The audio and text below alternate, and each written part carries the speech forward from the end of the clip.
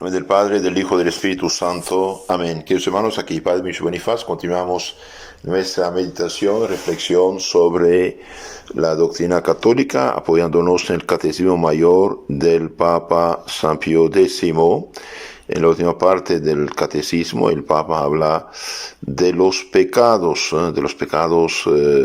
personales, y especialmente del pecado mortal que causa un daño tremendo en el alma. El pecado mortal, ustedes saben, es un pecado que da la muerte espiritual al alma, haciéndola perder la gracia santificante, que es la vida del alma, como el alma es la vida del cuerpo. Cuando una persona muere, bien su alma se separa del cuerpo, es un cadáver, se pudre. De la misma manera, cuando una persona peca mortalmente, se pudre también de cierto modo. Por eso hay tantos pecados. El pecado que no está destruido conduce a otro y otro y otro. ¿Y qué daños nos hace el pecado mortal? El pecado mortal nos hace muchos daños, muchos daños. Primero, priva el alma de la gracia y amistad de Dios. Ya no somos hijos de Dios, hemos renunciado al cielo. Le hace perder el derecho al cielo. La despoja de los méritos adquiridos, la hace esclava de Satanás y merecedora del infierno. Ahora vamos a escuchar una reflexión muy interesante de San Antonio María Claret, que compara el pecado del pecador ser humano con el pecado de los demonios. Y dice: si yo he pecado 100 veces, peque igual que 100 demonios. Eso es gravísimo. Entonces vamos a escuchar lo que dice ahora San Antonio María Claret, explicando los ejercicios espirituales de Santo Ignacio de Loyola. Claret explicando los ejercicios de Santo Ignacio de Loyola en la meditación cuarta. Habla de los pecados de los ángeles, que son los demonios, de Adán y Eva, de un hombre cualquiera que está en el infierno por un pecado mortal. Después de haber explicado en 2 puntos, en tercer punto nos hace unas reflexiones sobre las verdades anteriores que nos explicaron la gravedad, el peligro del pecado, su malicia. Recoge de nuevo tus potencias, alma mía, para comprender bien las siguientes reflexiones. Entonces reflexione bien. Haga caso de lo que dice aquí. Si un pecado solo es tan abominable a los ojos de Dios, ¿cuánto deberá ser mi alma en su presencia?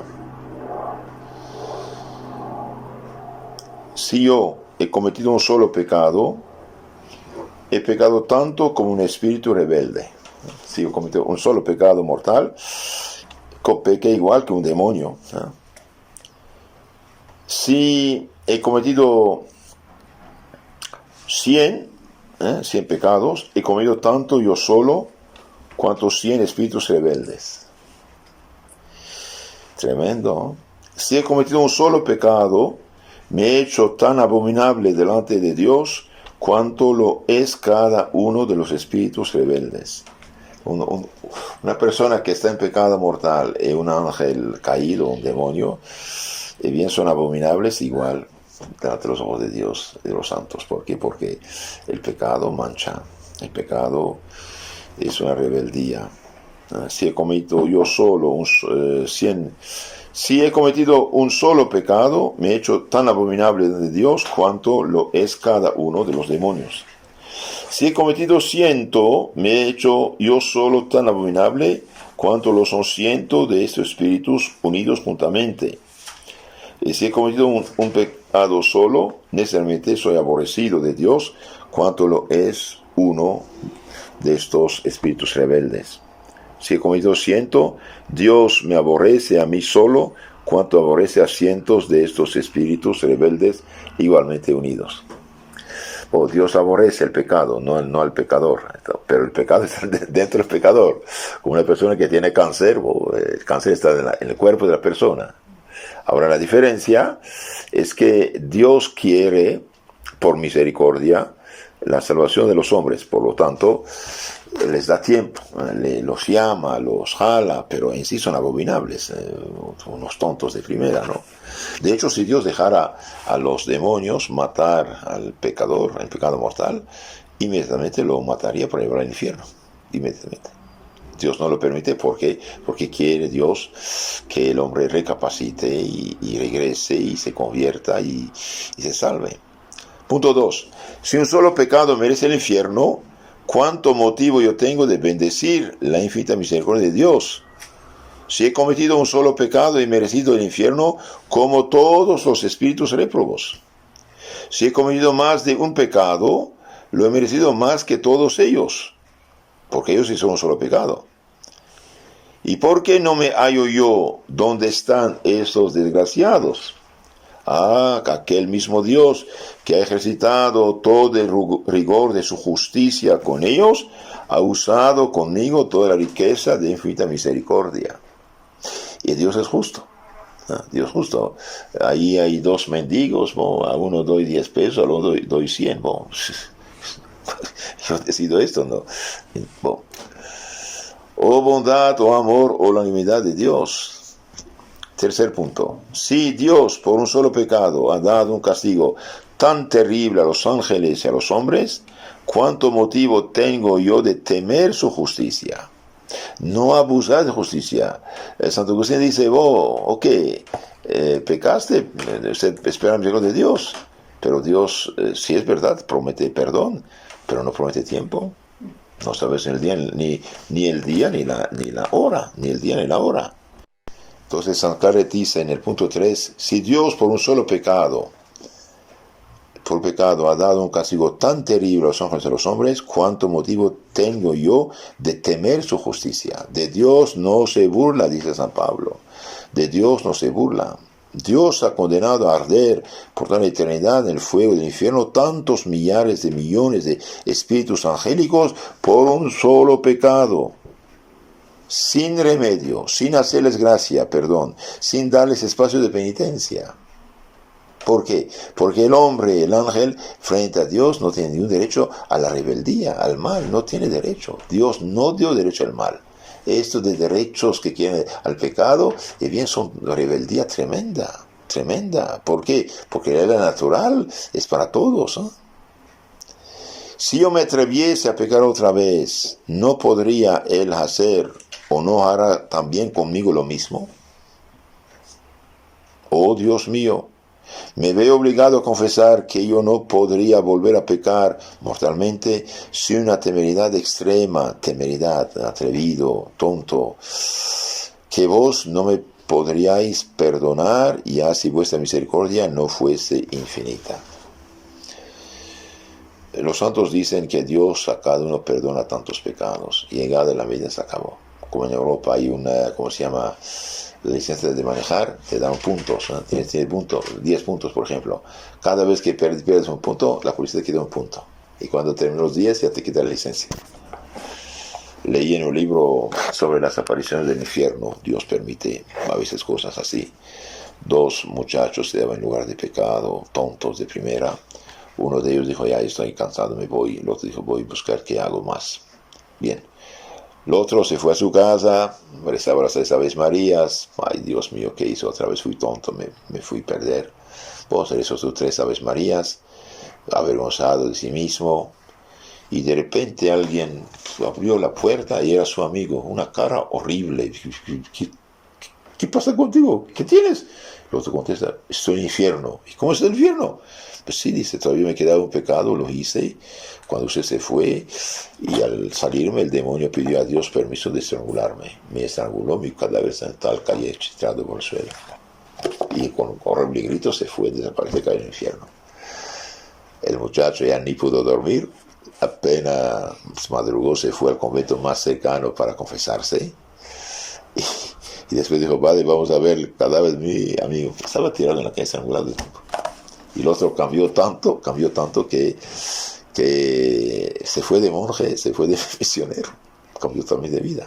Entonces aquí dice, si yo me atreviese a pecar otra vez, gravemente, ¿no podría Dios hacer o no haría también conmigo lo mismo que hizo con los ángeles, pecadores? Oh Dios mío, me veo obligado a confesar que yo no podría volver a pecar sin una temeridad extrema. El demonio dice, peque, siga pecando, no hay problema, cuando serás viejo te confesarás, de todo modo, que digas un pecado, 10 pecados es igual. Espere, tienes $1,000 de deuda y $10,000 no es igual. No es igual, no. Cuidado. El que peca, y bien se expone, es un temerario, un atrevido, una persona realmente muy imprudente. De hecho, todo pecado es una imprudencia, pecado es contra la prudencia. Bien, arrepentimiento. El cielo y la tierra me dan testimonio de que tenéis, oh Dios mío, tenéis un odio infinito al pecado. Y si cayese una sola gota de ese santo odio en mi corazón, es decir, pedir el don del temor del Señor. Inicium, ¿cómo se llama? Sabiduría, sapienza timor domini. El inicio de la sabiduría es el temor del Señor, pedirlo, el don del Espíritu Santo, que nos hace aborrecer lo malo y amar lo bueno. Si cayese una sola gota de ese santo odio de Dios hacia el pecado en mi corazón, desgraciado de mí, ¿qué es lo que yo he hecho? No hay cosa que tanto merezca ser amada de mí como Jesús. No hay cosa que tanto debe ser aborrecida de mí como el pecado.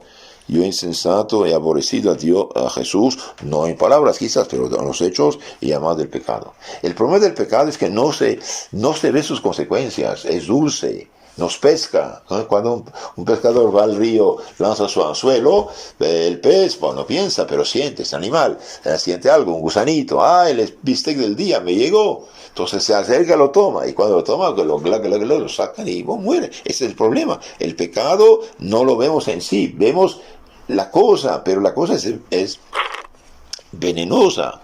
El otro día dijimos, ¿no?, que todo lo que Dios hizo es bueno. El problema es el buen uso, mal uso de las criaturas. El mal uso es el pecado, el buen uso es la bendición y la salvación. No hay cosa que tanto deba ser aborrecido de mí como el pecado. Y yo insensato he aborrecido a Jesús, quizás no de palabra, pero por los hechos, y amado el pecado. Oh impiedad digna de ser castigada eternamente en el infierno.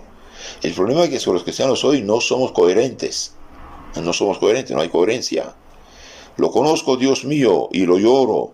Cuánto mejor hubiera sido para mí haberme podrido bajo la tierra antes que pudiese pecar. Mas estos suspiros vienen ya muy tarde. He pecado tantas veces, he pecado enormisamente. Perdonadme, Jesús mío, yo me arrepiento. Señor, toque mi corazón, por favor.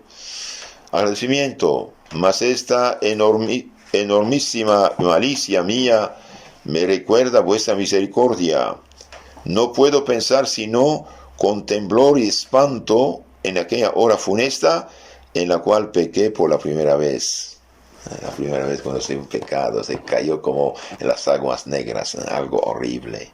Hora infelísima, y ojalá que jamás hubiera llegado. Oh Dios, si me hubierais tratado entonces como tratasteis los ángeles, ¿cuánto tiempo haría que yo estaría ya en el infierno? Y que sola la memoria de aquel tremendo peligro en que me halló, entonces la preciosísima, única y mortal alma mía me hace estremecer. Sí, toda persona que hizo un pecado mortal estuvo en el infierno en potencia, es decir, en cualquier momento podía caer en el infierno. Y de hecho, toda persona que en ese momento vive en pecado mortal, bien está asumiendo el borde del infierno. Y tantos, no digo miles, millones hoy están al borde del infierno. ¿Y qué pide la Virgencita de Fátima? Hagan sacrificios, hagan oraciones. Muchos van al infierno porque nadie se sacrifica y reza por ellos. De ahí la importancia de familias cristianas ejemplares, de oración, la importancia de conventos, de monasterio, que no hay otra cosa que rezar y pedir misericordia, ¿no? Es muy importante.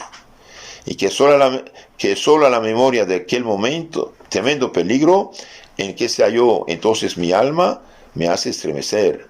Vos habéis tenido misericordia de mí, me habéis dado tiempo de hacer penitencia. Y cuántas alabanzas, cuántas bendiciones, cuántas acciones de gracias os debo, Señor Dios mío. Invocación. Tened misericordia de mí, oh Dios mío, tened misericordia de mí. Ahora conozco la malicia infinita que contiene el pecado.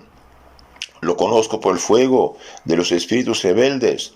Lo conozco por la suerte de los hombres desterrados del paraíso.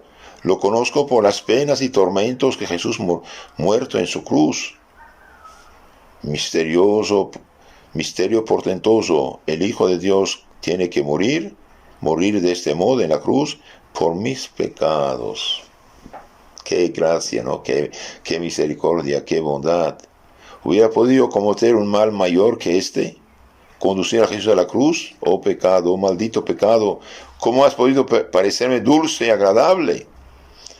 Oh Jesús, por aquella misma sangre que habéis derramado por los pecados, os ruego me concedáis aquellas gracias particulares, ayudas, luces, que me son necesarias para poder llorar amargamente los pecados pasados y evitar y aborrecer los futuros más que la muerte, y también ayudar al prójimo para que no se pierda. Eso también es muy importante. Entonces esta fue la meditación cuarta de San Antonio María Claret, explicando los ejercicios espirituales de San Ignacio de Loyola. Queridos hermanos, si quieren conocer más y mejor su fe católica, les aconsejo de suscribirse a nuestro canal llamado Catecismo Católico Tradicional, donde toda la fe está explicada, y reenvíen esos mensajes a otras personas para que salgan del pecado y se conviertan. Es una obra de caridad.